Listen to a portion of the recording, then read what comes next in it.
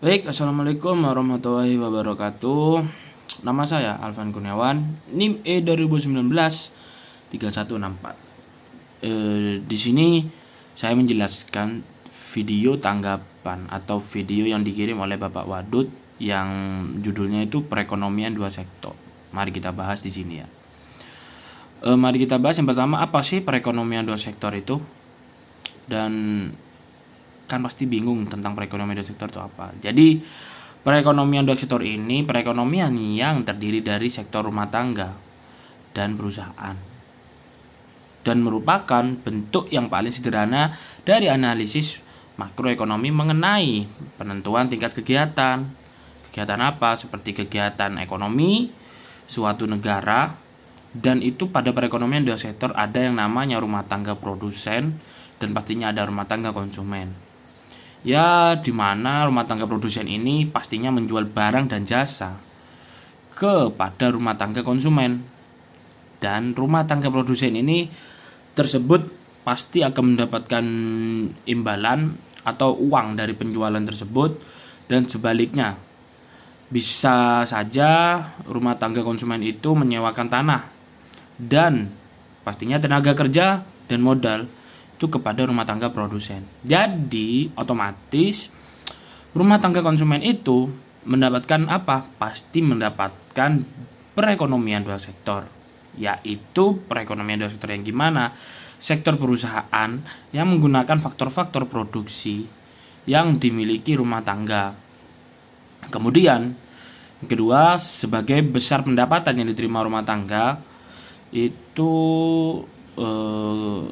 rumah tangga akan sebagian besar pendapatan yang diterima rumah tangga akan digunakan untuk konsumsi, yaitu seperti membeli barang dan jasa yang dihasilkan oleh sektor perusahaan. Lalu yang ketiga, di sini pendapatan rumah tangga yang digunakan itu untuk konsumsi pasti akan ditabung dalam hal investasi keuangan. Kemudian yang keempat, pengusaha yang ingin melakukan investasi itu pasti akan meminjam tabungan rumah tangga yang dikumpulkan oleh institusi-institusi keuangan. Dan untuk selanjutnya yaitu kita di sini membahas tentang kecondongan.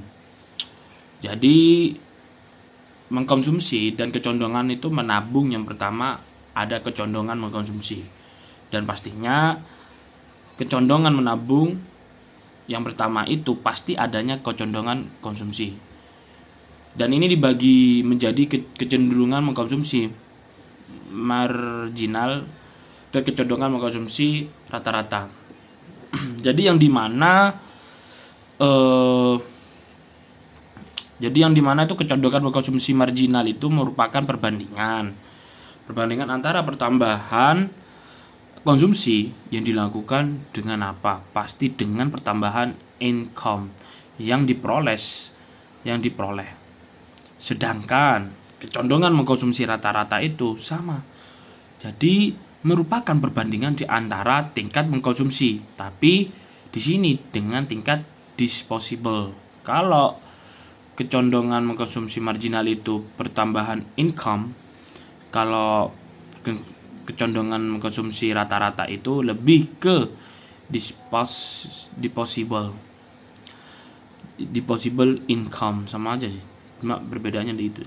Kemudian yang kedua, kecondongan menabung marginal dan kecondongan menabung rata-rata itu merupakan perbandingan antara pertambahan tabungan dengan pertambahan disposable income.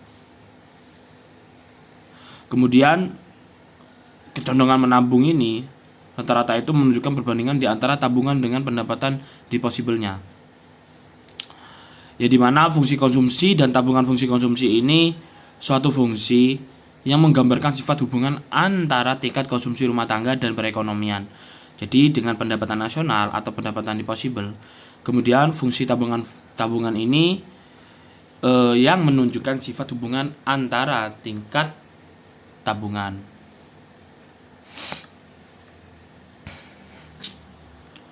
Tingkat tabungan apa? Yang penting itu tingkat tabungan rumah tangga. Pastinya dalam perekonomian dengan mendapatkan nasional atau pendapatan deposibel.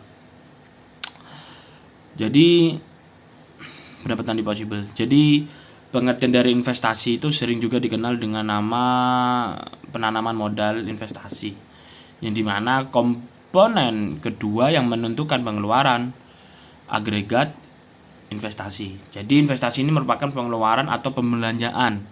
Bisa juga disebut dengan kata penanaman modal,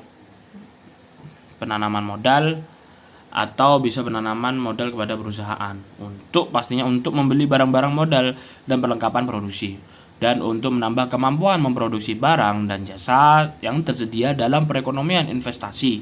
Pastinya investasi ini meliputi pengeluaran untuk pertama itu pasti akan pembelian barang seperti mesin-mesin dan peralatan produksi lain. Itu jika untuk mendirikan berbagai jenis industri. Lalu perusahaan itu pastinya menggantikan barang-barang dan modal yang telah diapresiasi. Yang ketiga, pengeluaran untuk membangun kantor, pabrik, dan lain-lain. Terus yang keempat, pertambahan nilai stok barang yang belum terjual. Jumlah investasi disebut juga investasi bruto. Sedangkan investasi neto itu didapat investasi bruto, yang dimana dikurangi diapresiasi untuk selanjutnya. Dan faktor penentu investasi ini dimana yang pertama itu tingkat keuntungannya pasti akan diramalkan diperoleh kemudian pada suku bunga. Yang ketiga, ramalan mengenai keadaan ekonomi di masa depan. Lalu yang keempat itu kemajuan teknologi. Kelima, tingkat pendapatan nasional dan perubahan. Yang keenam, keuntungan yang diperoleh ini perusahaan. Fungsi investasi merupakan fungsi yang menunjukkan hubungan antara tingkat investasi dan tingkat pendapatan nasional. Di sini menjadi fungsi investasi otonom, dan itu menjadi investasi terpengaruh fungsi otonom. Jadi investasi terpengaruh fungsi otonom itu merupakan investasi yang besaran itu tetap atau jenis investasi yang tidak terpengaruh dengan besaran pendapatan. Kemudian investasi terpengaruh ini merupakan investasi yang besarnya dipengaruhi oleh besarnya pendapatan nasional. Semakin tinggi pendapatan nasional, semakin tinggi investasinya maksudnya. Jadi semakin tinggi pendapatan nasional itu semakin tinggi untuk jangka investasinya.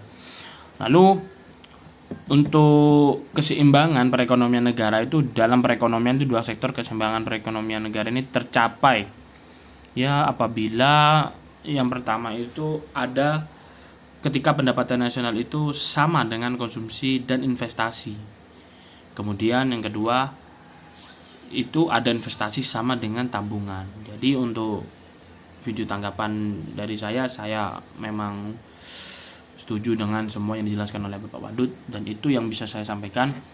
Assalamualaikum warahmatullahi wabarakatuh.